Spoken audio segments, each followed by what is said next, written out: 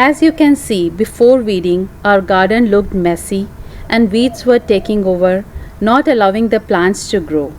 But after just 1 hour of weeding, using correct techniques and tools, we were able to make it much cleaner and healthier. Here is how you can too, without the use of chemicals.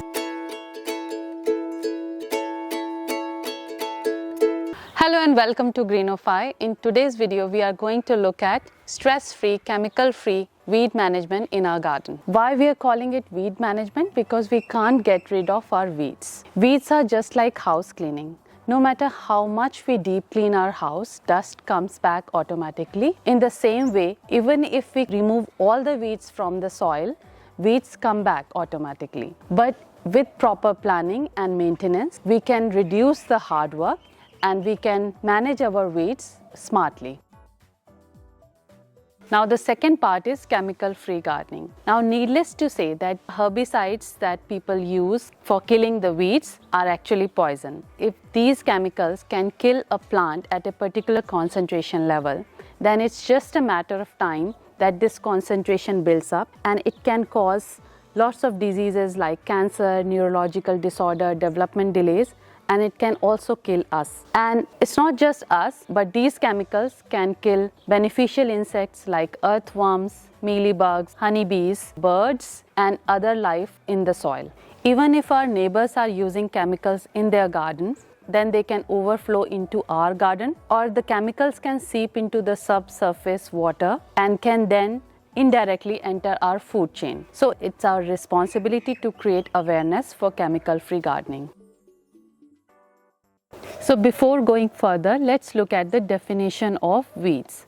So weeds are wild plants which are growing where they are not required and they compete with the main cultivated plant. So there are three parts of the definition. First is wild plants. Wild plants means that they grow very fast, they are very quick growing plants. Second is that they are growing out of their place where they are not required. So let's say if we have a lawn where we are growing Bermuda grass and some other grass grows up, then that is called a weed for the lawn. The third part is that they compete with the main crop for nutrients, for sunlight, space and water.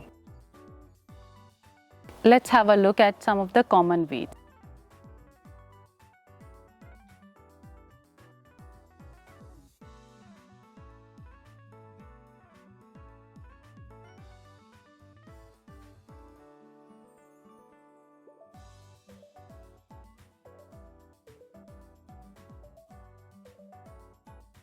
Let's look at some of the misconceptions about weeds. So one of the common weed is dandelion. All the parts including flowers, leaves and roots of this plant have medicinal uses. We all know kids blow the seeds of this plant. This is very common in our garden. Another plant which has medicinal value is ground ivy, and it is high in vitamin C and was once used to treat scurvy in patients. This weed, which is called Cynodon dactylon or Bermuda grass, again has got medicinal value. And then another weed which is called wood sorrel. It has got 3 leaves in it. It is considered to help in curing stomach ailments. Number 2, all weeds are grasses and all grasses are weeds. And this is not true because we have just shown a lot of plants which are not grasses but are weeds. And 2 of the most popular grasses are rice and wheat, and we all know that those are not weeds. Number 3, weeds are not edible. In fact, one of my favorite greens is Chenopodium album or goosefoot, and it's actually very tasty, but it's a weed in wheat crop. Tools which are often underestimated in weeding and gardening, but they are very, very important. And some of the tools which are used for weeding could be hoe with a long handle if you want to stand and do the weeding, a small hoe like this. You also need a low height bench or a kneeling pad like this where you can kneel without bending your spine. You also need a bucket which comes handy to remove the weeds or to water the soil, and a pair of gloves. Now these gloves are very important when we are working in the soil because the soil may contain microorganisms which can be allergic, or they can enter into our skin through our nails and skin pore. These gloves are also very important for some of the weeds like stinging nettle, which can be very itchy.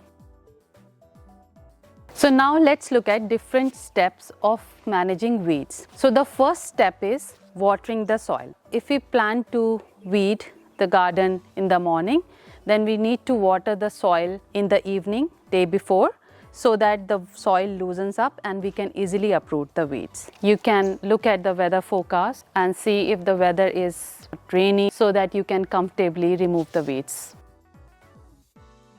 If you are growing for the first time and the soil has lots of weeds, then we can put cardboard on top of that so that the weeds underneath die, and then we can remove the weeds with a cultivator or can also uproot them.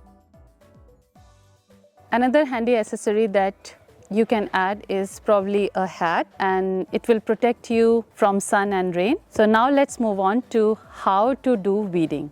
So the first and most important part of weeding is that we need to remove the roots and all the vegetative parts of the weed. So let's say this is the weed, then we need to use the hoe and remove the weed with the roots.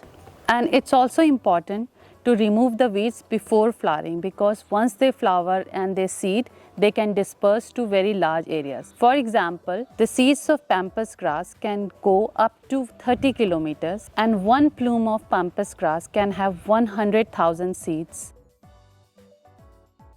So the next step after removing the weeds is to cover the soil, and this process is called mulching. So we can do mulching with dried leaves or old plants, like we have used our old lettuce plant to create a layer of mulch on the soil. So we use these plants as a mulch. You can also use cardboard for mulching, and there are two benefits of mulching. The first one is that it inhibits weed growth. The second benefit is it reduces loss of water from the soil, so it retains moisture in the soil. Another benefit of using mulch on the soil is that when these plant materials decompose, they give nutrients back into the soil, which helps in improving the fertility of the soil. Now, planning is very important if we want to do weeding, because if we leave the weeds unattended, or if we try to do weeding on one particular day, it can cause a lot of stress. So we need to divide our work in such a way that it is less stressful and manageable. Second important part is involving our family members, and there are many benefits to it. The first benefit is that it will keep us motivated, and family members can also connect with nature. The third benefit is that it will save time, because if one person can do weeding in 1 hour in a garden, then if there are 4 people, then they can do that work in 15 minutes. So it saves a lot of time. So in today's video, we looked at some of the smart ways of managing weeds in our garden without the use of chemical. So I hope you liked the video, and thanks for watching.